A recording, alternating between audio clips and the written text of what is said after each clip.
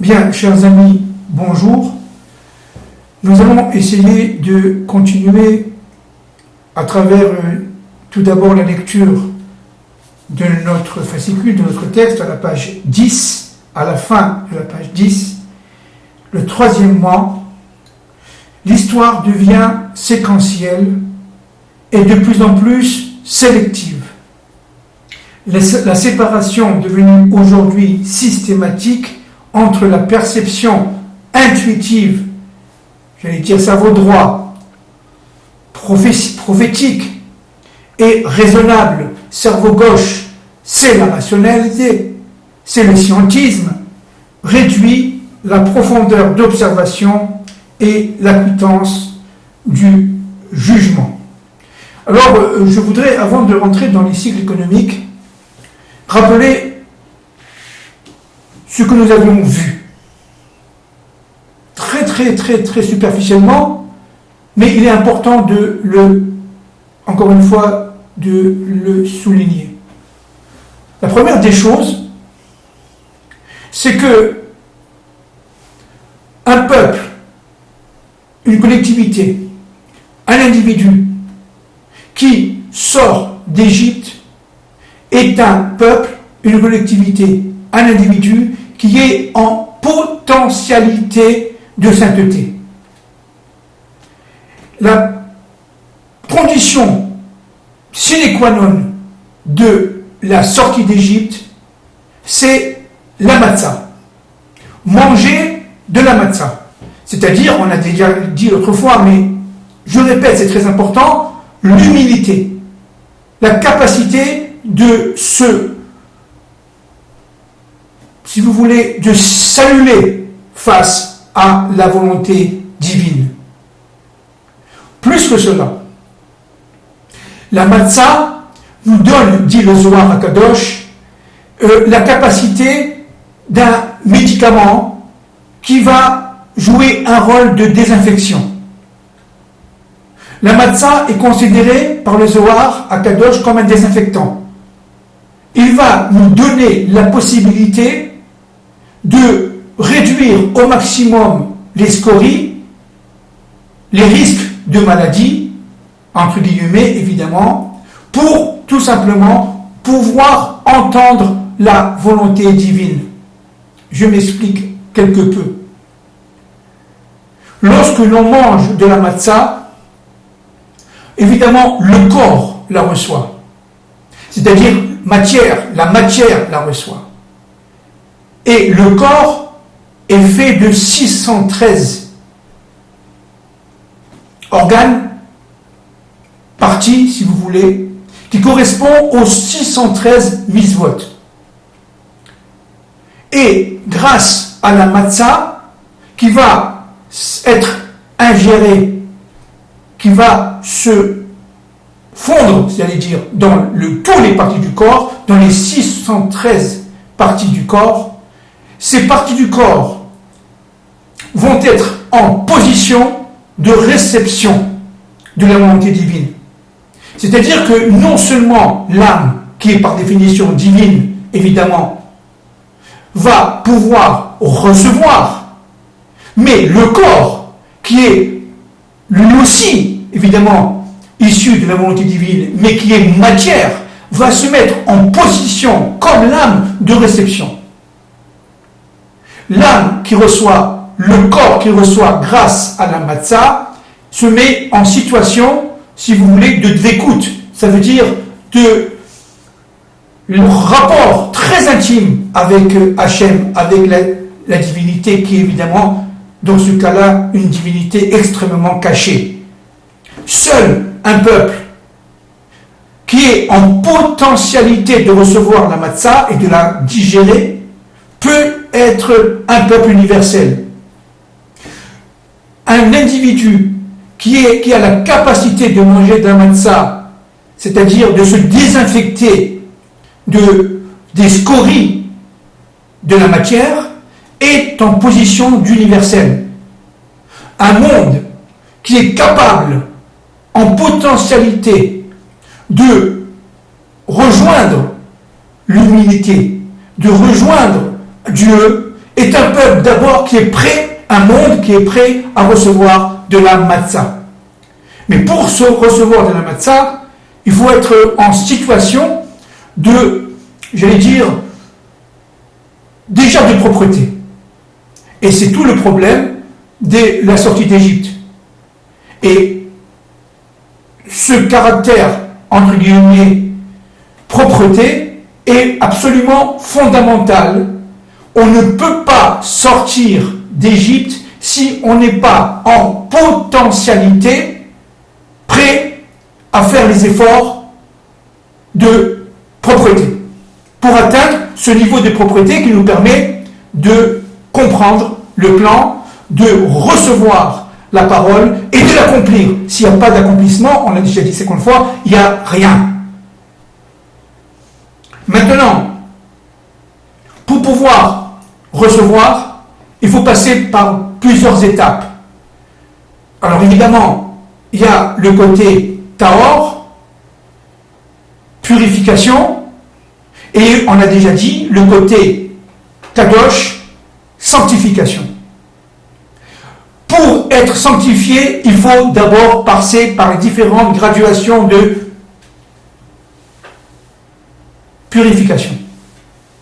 Et pour être purifié, il faut réaliser, comme je l'ai dit tout à l'heure, grâce à la matzah, les 613 mitzvot, autant que possible évidemment, c'est-à-dire être en position de recevoir et d'accomplir la loi.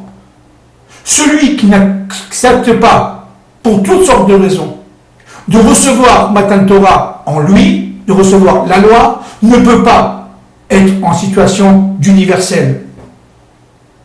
La situation d'universalité dépend de notre capacité de recevoir et de réaliser en nous-mêmes et autour de nous la loi. Toute la loi est fondamentale pour arriver à un niveau de sanctification suffisant afin de comprendre sa propre essence. Par exemple, toutes les règles du Shabbat doivent être au mieux accomplies. Toutes les règles constituant Pessah, ce qu'on appelle les halachot en hébreu, doivent être autant que faire se peut accomplies. Les prières du jour dernier doivent être accomplies. La mise des tiflin doit être accomplie. La pose des tiflin et du talit doivent être accomplis tous les jours en fonction des règles que nous ont données les chachamim. Ça, ce sont des conditions sine qua non pour devenir un jour capable de recevoir la sainteté, c'est-à-dire la volonté première. Aucun être qui est encore impropre ne peut accomplir en toute, évidemment, conscience, en le sachant, la volonté divine. La volonté divine ne se révèle qu'à une collectivité, qu'à un peuple, qu'à un individu en capacité de propreté.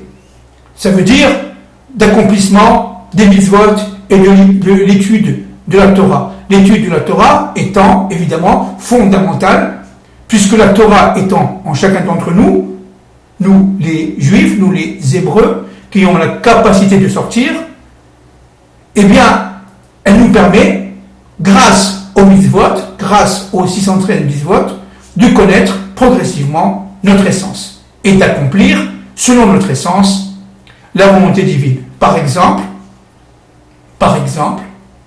grâce à la Torah, eh bien, on va comprendre que je suis fait pour la musique, ou je suis fait pour l'architecture, ou que je suis fait pour la menuiserie, et que à partir du moment où je comprends que mon essence est d'être menuisier, Akadosh Baruch Hu va m'envoyer tous les éléments, mais en pleine lumière autant que possible, de manière à réaliser sa volonté. Et là, on peut devenir un super hyper menuisier.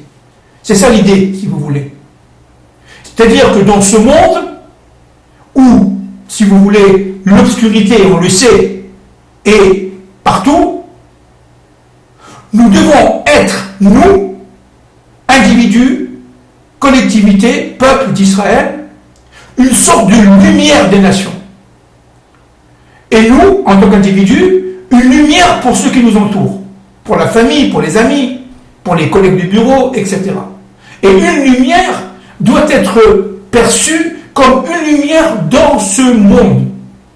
C'est-à-dire, véritablement, ne pas rejeter, par exemple, le monde de l'entreprise, ne pas rejeter le monde de l'agriculture, ne pas rejeter les relations sociales, ne pas vivre en ermite. Le judaïsme, la Torah, nous interdit de vivre seul en ermite. Elle nous impose la sociabilité. L'être est un être social, d'abord. Et un fait est un fait social, d'abord. Donc, l'être qui a été appelé par Dieu à vivre en collectivité, croissez et multipliez, dit Dieu à Bereshit, eh bien, doit être en position de purification constante. Alors ça, c'est donné au peuple d'Israël. Et la condition, on le verra, on l'a déjà dit plusieurs fois, on le verra, la condition profondément, j'espère, Bezrat Hashem, la condition sine qua non de cette capacité de sanctification, c'est de sortir d'Égypte vers la terre d'Israël. C'est-à-dire, en fin de compte, faire sortir du temps de l'exil, du temps de l'Égypte, de l'espace égyptien, d'abord géographiquement et temporellement. Ça s'est passé un 15 Nissan, un 14 Nissan au soir, 10 des Rachamim à minuit, Chatzot. En fin de compte, c'était le matin, mais il faut comprendre, c'est le Chatzot, c'est-à-dire le milieu. En pleine obscurité, les Hébreux de l'époque sont sortis d'Égypte, un cinquième, dit Rachid, c'est-à-dire étaient en position de sanctification. Et de recevoir en terre sainte, en terre d'Israël, les ordres divins pour les accomplir à travers Moshe et Yeshua ben Nun et tous les Chachamim des époques qui vont succéder à Moïse et à son élève Yeshua ben Nun. Aujourd'hui, je m'incline devant la mémoire de Yeshua ben Nun, puisque aujourd'hui c'est sa Iloula. C'est le jour où il a été rappelé à Akadosh Baruch Hu. Maintenant, je continue. Les périodes, ce qu'on appelle la Sfirat HaOmer en hébreu, les périodes qui vont suivre la sortie d'Égypte, sont des périodes fondamentales. C'est 7 fois 7 semaines. C'est-à-dire qu'on passe de niveau d'impureté égyptien et on monte par graduation, lentement, sûrement, individuellement et collectivement, les différents degrés de sanctification, de purification d'abord, de sanctification plus tard, pour pouvoir reconstituer ce qu'on appelle le Pardès, c'est-à-dire le Gan Eden, le Jardin d'Éden en français. Et cette reconstitution du Pardès doit passer par des graduations et des accélérations de l'histoire. Nous sortons du temps et de l'histoire avec Pessah. La sortie d'Égypte est d'abord la sortie des 6 premiers jours de la création, intégrée dans le 7e, pour arriver à Matan Torah. La sortie d'Égypte se passe, si vous voulez, juste après le temps de purification pour pouvoir atteindre par le chiffre 7 la surnature, le chiffre 8. C'est pour cela, entre parenthèses, que lorsque les blés Israël sont rentrés en terre de Canaan, après la mort de Moïse, dirigés par Yeshua ben Nun, eh bien, la première des choses qu'ils ont fait, c'est faire la Brit Mila, la circoncision. Parce que là, ils rentraient dans un espace-temps, grâce à la terre d'Israël, qui qui les sublimait, qui leur donnait la capacité de comprendre leur essence et de réaliser.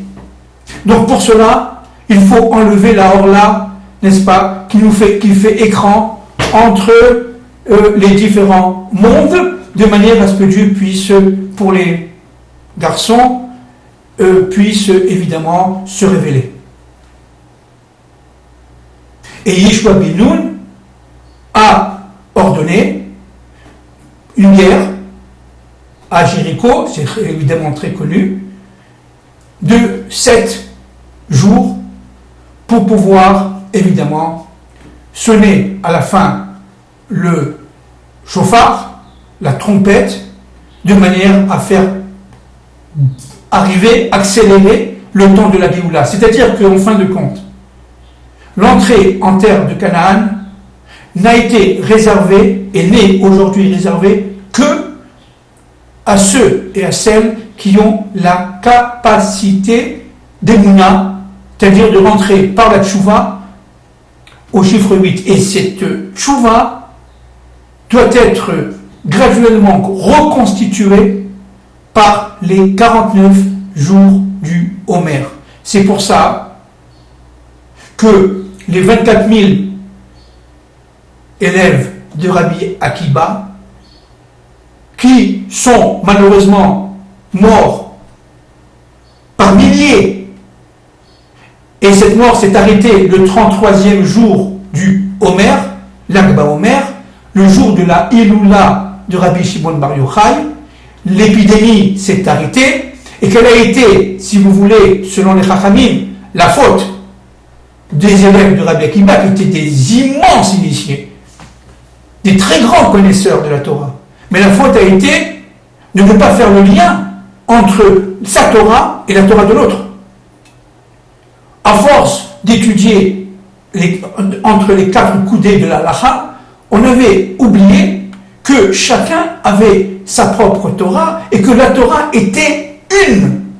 C'est-à-dire qu'il fallait faire le lien, il ne fallait pas faire la distinction entre la position de tel ou tel rabbanim, de tel ou tel rav, et la position d'un autre. Si on s'enferme dans un cloisonnement, on retourne en Égypte. L'Égypte, c'est le décloisonnement de la connaissance. Et que c'est le respect de l'autre tel qu'il est. La sortie d'Égypte, c'est le décloisonnement de la connaissance, le respect de l'autre tel qu'il est. Seul un individu qui est capable d'universel peut réaliser ce plan. Et l'universalisme d'hier, avec la sortie d'Égypte il y a 3500 ans environ, et l'universalisme d'aujourd'hui sont liés à cette capacité qu'ont les Juifs, sortis d'Égypte il y a 3500 ans, sortis de Galoute, de 2000 ans de Galoute, plus de 2000 ans de Galoute, aujourd'hui, depuis 100 ans à peu près, à quelques années près, eh bien, cette capacité de rentrer en terre d'Israël pour pouvoir accomplir la volonté de Dieu, mais cela, il faut passer les étapes de purification. C'est dur, c'est une période jusqu'au 33 Béomer de deuil, parce que c'est mourir pour renaître. Il faut mourir, se reconstituer, renaître, etc., etc. Et cela chaque jour. Chaque jour est un temps plein. Pourquoi ? Parce que nous sommes sortis du temps de l'histoire égyptienne. Nous rentrons dans un temps dit universel, dit cosmique.